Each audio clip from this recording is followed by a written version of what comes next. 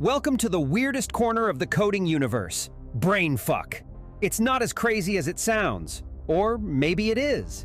Brainfuck has just 8 commands. Yep. Only 8. Let's break it down. It's like a secret club with a super simple handshake. But you still can't figure out what's going on.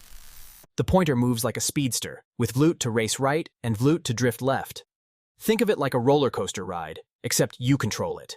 Want to turn the heat up? Hit plus to increase the number, or turn it down with Midas. Just like turning your oven up to 450 degrees Fahrenheit to bake a code masterpiece. Want to print stuff? Just hit ooh. Want to make it interactive? Ooh lets you get input from the user. You're in control of the message. Now, let's talk about loops. The opens the door and slams it shut. It repeats until the memory cell goes. With these 8 commands, you can do anything. Want to write, "Hello world"? Check this out.